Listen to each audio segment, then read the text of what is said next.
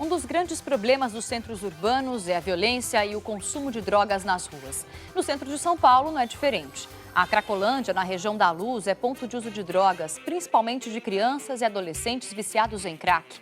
Para tentar reverter a situação e ajudar os jovens, o Tribunal de Justiça de São Paulo vai montar um posto móvel na região, com a presença obrigatória de um juiz. No N-Blogs de hoje, vamos entender mais sobre essa iniciativa e como o posto móvel vai funcionar.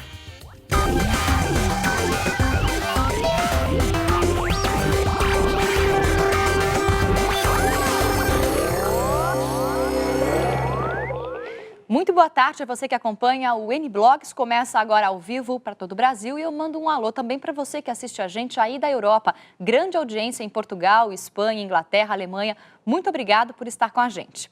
E olha, a iniciativa pioneira de São Paulo é uma tentativa de enfrentar o crack com esses postos móveis, né? Os juízes vão acompanhar de perto os usuários de drogas e providenciar a ajuda de maneira mais rápida.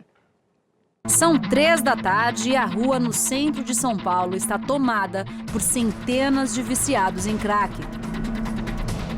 O cenário chocante se repete por todo o país. O crack é tratado como epidemia. Afeta pelo menos 1.200.000 usuários no Brasil.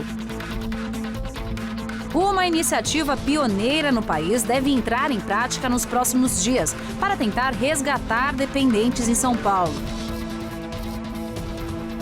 15 juízes vão promover audiências na região mais dominada pela droga na cidade.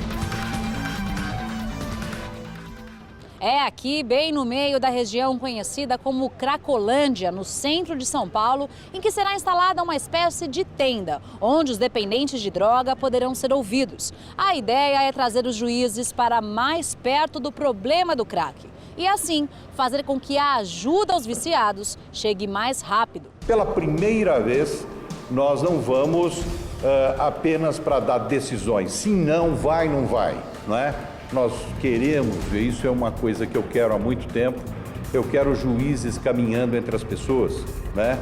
E os juízes, principalmente esses juízes tão dedicados da área da infância e juventude, sentados com as crianças e adolescentes, tomando informações, não é? Tomando informações num primeiro momento e decidindo sim, no sentido de exigir do Estado as tais vagas. Ou seja, nós nas audiências concentradas conseguimos 4 meninos hoje. Nós queremos 4 vagas agora. O objetivo é levar apoio a quem não tem nenhuma condição, nem mesmo para pedir ajuda. O foco são crianças e adolescentes viciados em crack que só participarão das audiências se quiserem. Durante a audiência, o juiz pode definir que tipo de tratamento é necessário para cada caso e exigi-lo através de decisão judicial. Uma política adequada de combate ao crack ainda está longe de ser realidade no país. A Confederação Nacional de Municípios realizou uma pesquisa em 3.950 cidades brasileiras. 98% delas enfrentam problemas com a droga, mas apenas 15 têm políticas de combate e tratamento à dependência química. Bom, então para falar sobre o posto móvel da Justiça, que pretende atender os usuários de drogas da Cracolândia, na região central de São Paulo, eu vou conversar com o doutor Ariel de Castro Alves, que é presidente da Fundação Criança e vice-presidente da Comissão Nacional da Criança e do Adolescente da OAB. E também com o doutor Eldi Lobo Ribeiro, psiquiatra forense. Além deles, está com a gente também o blogueiro convidado de hoje, que é o Denis Freire de Almeida, do Portal R7. Muito obrigada pela presença, bem-vindos ao N-Blogs, boa tarde para vocês. Vou começar pelo doutor Ariel, falando um pouco sobre a importância. É de fato importante ter este posto móvel da Justiça dentro da Cracolândia, que é um espaço onde se consome não só crack, mas vários outros tipos de drogas aqui em São Paulo? Boa tarde, Fabiana. Boa tarde ao Elde, boa tarde ao Denis. É importante essa iniciativa, que é inédita no país, para o Judiciário, principalmente através da área da infância e da juventude, ter mais proximidade com a realidade.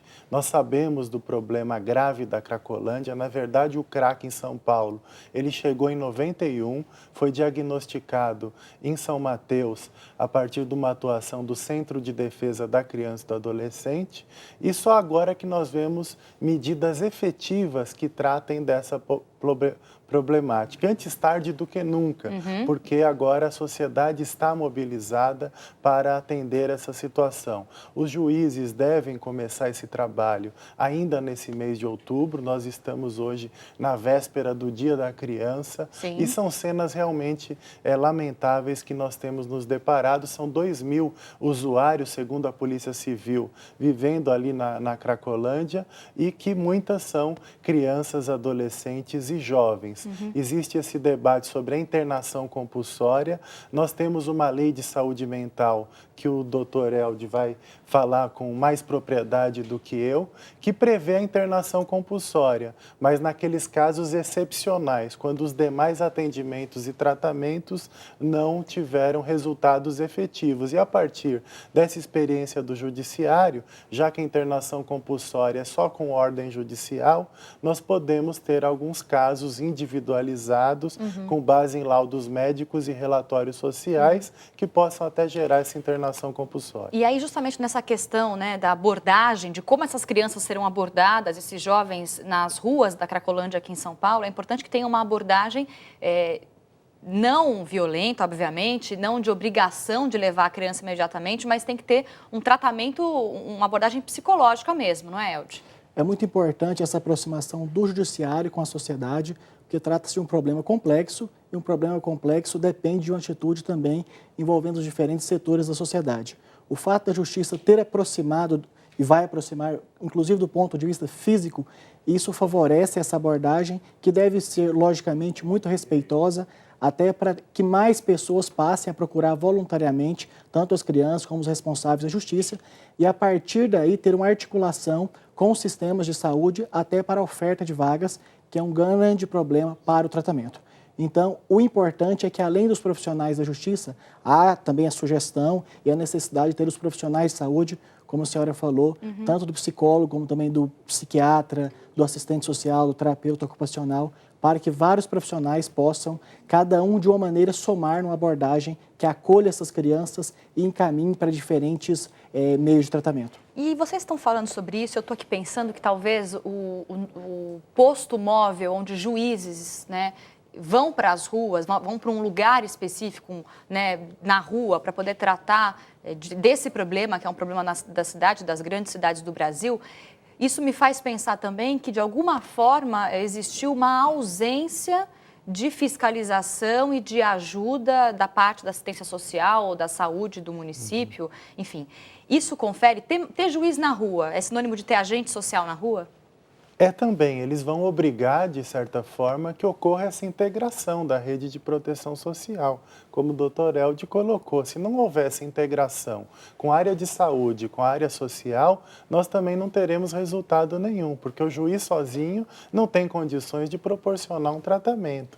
Para se ter uma ideia, na capital paulista nós temos apenas 317 leitos. Até antes de começar uma atividade desse tipo, nós precisamos saber onde é que essas pessoas vão ser tratadas, quais os convênios com clínicas de atendimento de drogas que estão sendo feitos para que essas pessoas sejam encaminhadas, quais os hospitais da rede pública que estão se estruturando para ter leitos, locais adequados para uma internação dessas crianças e adolescentes. Agora, nós deveríamos ter programas sociais, e até temos alguns, que façam a abordagem de crianças e adolescentes nas ruas. Então, certamente, o trabalho preventivo aí deixou bastante a desejar, e por isso que agora essa necessidade da justiça com efeito, de alguma forma, também preventivo, mas mais reparativo de uma ausência que ocorreu por parte do atendimento social e de saúde pública nesse período todo. Que é importante ressaltar, né, que as crianças que estão na rua, os jovens que estão na rua, provavelmente tem um passado, né, de fuga de casa, de afastamento das famílias por alguma razão, às vezes por um abuso, violência, né? A gente sabe que isso existe aqui, por isso que eles estão na rua usando droga e se envolvendo nessas situações. Eu acho louvável a a iniciativa da Justiça, mas eu faço uma pergunta. Isso, de certa forma, não pode repelir as crianças para uma outra área, a presença de um juiz? Porque a imagem que as pessoas têm de um juiz é uma austeridade, não deveria ter tido uma preparação antes da chegada de um juiz? Qualquer iniciativa que é nova, Denis, ela realmente tem alguns riscos, tanto positivos como negativos. Agora, o fato da Justiça se dispor a aproximar dessas crianças, isso é muito mais relevante do ponto de vista positivo do que do ponto de vista negativo. Até porque o fato deles estarem próximos significa que eles estão receptivos e não numa posição de punição, porque senão eles não iriam, eles mandariam as outras autoridades a terem esse contato. Então, a esperança é muito mais positiva da nossa parte. Até respondendo ao que introduz o Denis, que é uma preocupação também, nós já vimos outras ações, até da própria polícia, que chegou a pegar várias crianças, adolescentes, adultos também, levou para os centros de apoio psicossociais, levou para abrigos e 15 minutos depois todos já tinham retornado para o mesmo local. Então, nós precisamos agora de novas alternativas, novas tentativas que, quem sabe, sejam mais eficazes. E na medida que a Justiça, até por esse respeito que o Judiciário tem, junto com o Ministério Público, junto com a Defensoria Pública, os programas sociais e de saúde, eles vão dar o exemplo também para que nós tenhamos uma ação sintonizada e que isso possa ir para outras partes do país, porque não é só São Paulo que tem Cracolândia. Claro. A própria pesquisa da Confederação Nacional dos Municípios mostra aí que 98% dos municípios têm essas situações, têm essa problemática do crack. A Assembleia Legislativa também fez um mapeamento mostrando que boa parte das cidades, inclusive aquelas cidades do interior que eram tranquilas antigamente, hoje elas estão como a questão das drogas entre os seus principais problemas. E justamente nessa linha, dizendo como o crack já atingiu vários lugares do Brasil, a gente tem uma reportagem sobre isso. O uso do crack não para de crescer. Muitas pessoas, até trabalhadores rurais, têm recorrido à droga. Veja só. A droga se espalhou na zona rural paulista. Trabalhadores rurais estariam se viciando para enfrentar o trabalho duro do corte de cana, situação que foi denunciada há 3 anos no Rio Grande do Sul.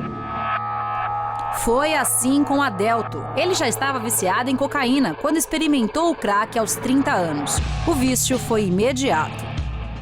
Eu perdi muita coisa, bens materiais, eu perdi apartamento, eu perdi videolocadora. Você é tratado como um lixo. Lixo. E eu era um lixo. Ele usou drogas durante mais de 20 anos e se afundou ainda mais com o crack. Só conseguiu se recuperar quando se viu diante da morte. Tive 2 overdoses, mas pelos meus filhos, pela minha família e primeiro por Deus, que hoje a gente está aqui.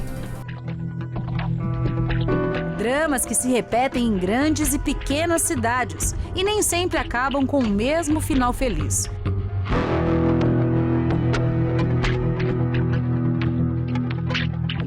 Hoje, o Brasil faz parte de uma rota criminosa. A pasta base, produzida nos vizinhos Peru, Bolívia e Colômbia, atravessa as fronteiras. Uma parte é distribuída para o consumo interno, a outra é enviada para Estados Unidos e Europa. Segundo este delegado do DENARC em São Paulo, só este ano foram presos 560 traficantes no estado. Aqui as cracolândias se multiplicam, lugares onde é possível testemunhar o uso da droga a qualquer hora do dia. Outro dado também que nos preocupa é o tempo de encarceramento do traficante. Ele acaba saindo muito antes do que a gente gostaria. Por uma série de circunstâncias processuais, ele acaba respondendo em liberdade, voltando para as ruas e vai praticar o mesmo crime. A solução, segundo especialistas, seria conscientizar a população e tratar os dependentes. Para isso, o governo lançou no ano passado um plano de enfrentamento ao crack. 410 milhões de reais estão sendo investidos na criação de centros de referência em todas as regiões do Brasil. A presidenta Dilma Rousseff deu continuidade ao plano e defende a criação de novos centros de referência e o combate intensivo aos traficantes. Imagens como esta demonstram a urgência de ações como a que será colocada em prática em São Paulo, ainda que elas representem apenas um primeiro passo.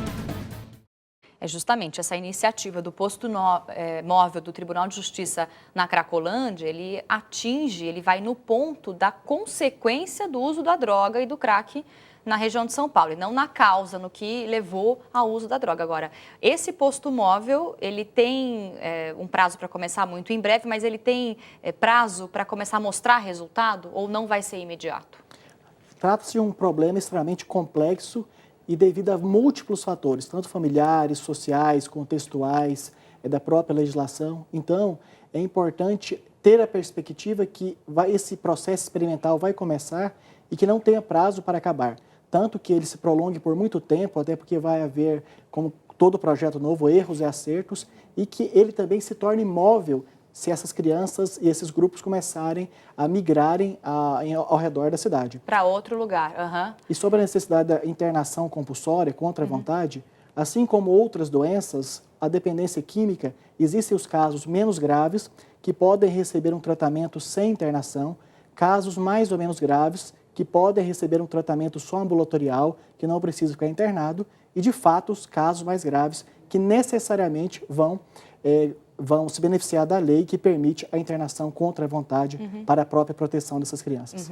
E aí, no caso das famílias, né, é importante também ressaltar que as crianças podem ir para hospitais, como o senhor acabou de falar, para abrigos, ou até voltar para casa de acordo com o que for determinado ali. As famílias também têm que estar preparadas para receber essa criança ou esse jovem de volta. E quem é que vai supervisionar isso? É fundamental essa questão, até porque muitas das crianças que vão para as ruas, elas não vão para as ruas exatamente para usar drogas. Existe até uma pesquisa feita recentemente pelo Conselho Nacional da Criança e do Adolescente, que mapeou que nós temos 24 mil crianças vivendo nas ruas dos municípios com mais de 300 mil habitantes no Brasil, que são 75 cidades, e a maioria dessas crianças, só 8% delas é que falam que vão para a rua em razão da droga. Mais de 70% em razão de conflitos familiares, violência doméstica, a situação de miséria no ambiente familiar, a necessidade de ir trabalhar nas ruas, a negligência, o abandono. Então, nós temos que pensar também que muitas usam a droga como uma forma de fugir, de se alienar de problemas que estão dentro do ambiente familiar.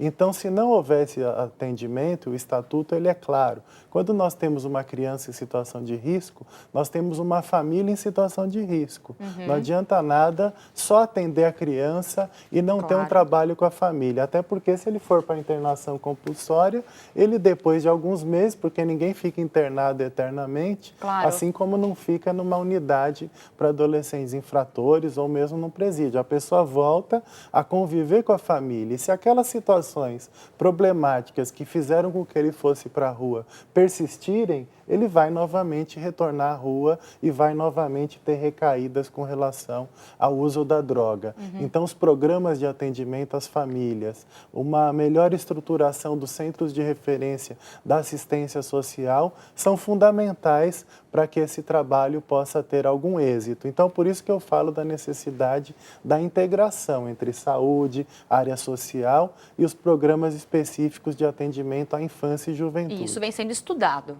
O Tribunal de Justiça, através da Coordenadoria da Infância e Juventude, vem trabalhando com todos esses agentes sociais, agentes de saúde, com setores do poder público que atuam nessa área. E como o doutor falou, nós temos, cada caso tem um diagnóstico e cada situação nós temos um tratamento adequado. Tem situações que a reparação de danos resolve, tem situações que o consultório de rua vai lá e atende, tem situações que os programas sociais de abordagem de crianças nas ruas também são importantes. Então, para cada diagnóstico, nós temos aí um tratamento adequado que o judiciário pode ajudar a definir esse trabalho. Eu acho interessante, assim, a gente perguntar também se desses projetos sociais, né, de apoio à criança e ao adolescente, desses projetos todos que já foram implantados e que existem, os resultados são mais positivos do que negativos?